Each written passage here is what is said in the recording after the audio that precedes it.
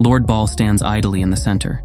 Gu demands that Ball hand over her key fragment. When Ball refuses, Gu resorts to brute force, or rather, beauty. Shedding her outer garments, Gu begins her Sailor Moon transformation and becomes a stunning beauty. However, when Ball turns around, Gu is horrified to discover that her opponent is actually Little Meng. The aesthetic detector drones begin revving up their guns, but Gu steps in and prevents them from firing. The drones stand down. Gu asks Meng what she's doing here, confused that her sister was actually Lord Ball all along. Meng suddenly lashes out and writes across Gu's face. Meng remarks that she's here to kill her.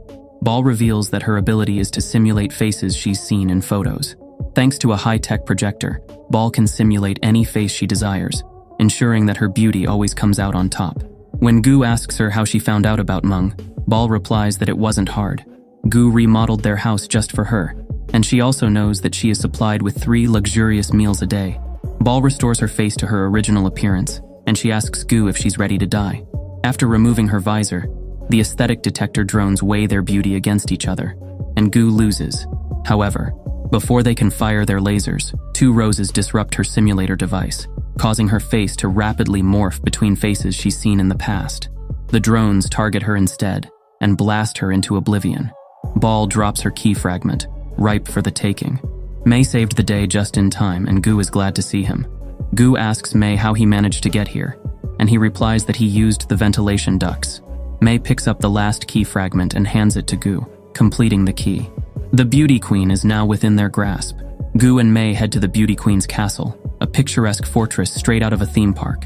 Mei remarks that 3 years ago the castle was freely accessible. Homeless people and beggars would come for alms, and the Beauty Queen happily supplied them with food and shelter. Something changed 3 years ago.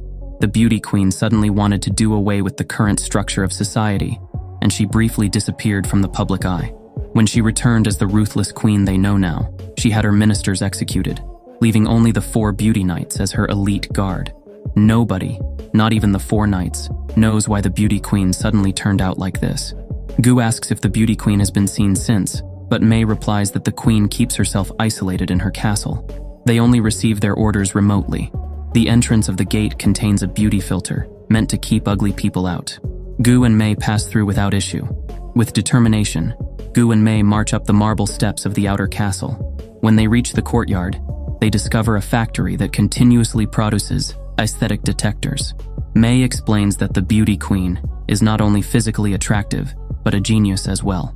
Everything in the castle, from the beauty filters to the dronies, was designed by her. Proceeding forward, they reach the front doors of the castle proper. Mei is forced to stay behind, as the filter will kill anyone who isn't a 5-star beauty. Gu wordlessly enters the castle, and Mei begs her not to kill the Beauty Queen but to help her. Gu confidently walks straight into the reception hall as the Beauty Queen stands by the throne with her back turned.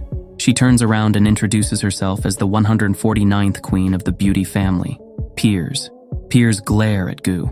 To think that the person who killed her elite guards and freed the prisoners of Ugly-Gate Prison was such an unimpressive person. Gu brings out the key, which she claims will open a secret room behind the throne.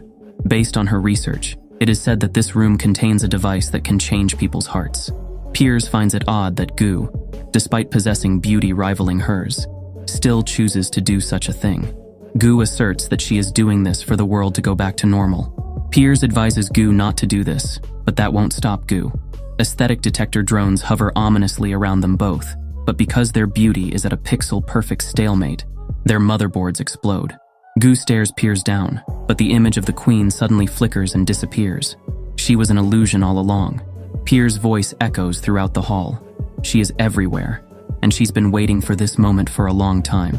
Gu, realizing her folly, runs out of the castle and reunites with Mei. A giant barrier appears around the castle, and it pulses forward, immediately vaporizing those who aren't up to her beauty standards. Regardless of where they are or what they're doing, ugly people are killed one after another. This is Piers' ultimate goal, a new world free from ugliness. Piers reassures Gu that she'll still be in it. Gu heads out into the city streets to witness the destruction firsthand. A hologram of Piers appears over the city, happily announcing to her people that the beauty filter has finally been completed. Currently, the filter is only at the first level, eliminating those who are 1-star beauties and below. However, she fully intends to increase the levels until only the most beautiful individuals remain. As the wave rips through the city, Gu rushes home to try and get Meng out of danger.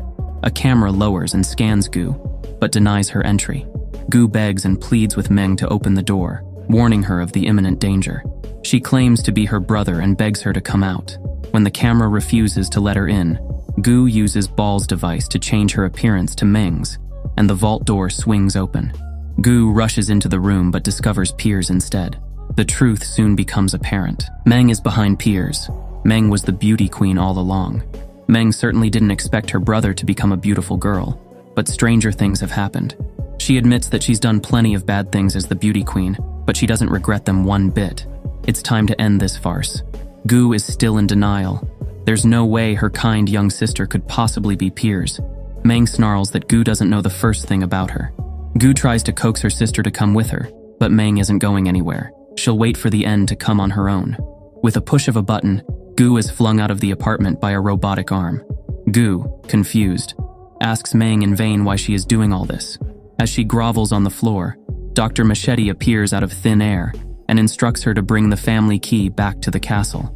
Below the throne is the Hall of Inventors, which holds the power to fix everything. All of this has been for Gu to succeed. Machete has transformed 10 people thus far into beautiful people in an effort to restore the world. But so far, all of them have chosen to use their looks to enact tyranny. Right now, only Gu can save the world. Machete hands her a small sample of royal blood, which will fool the aesthetic detectors. Inside the lab, the truth will be revealed. Gu wordlessly grabs the blood sample and heads to the castle. Once there, she uses the family key on the throne, which lowers her into a high-tech underground laboratory. In the center is a small console, and Gu dashes towards it.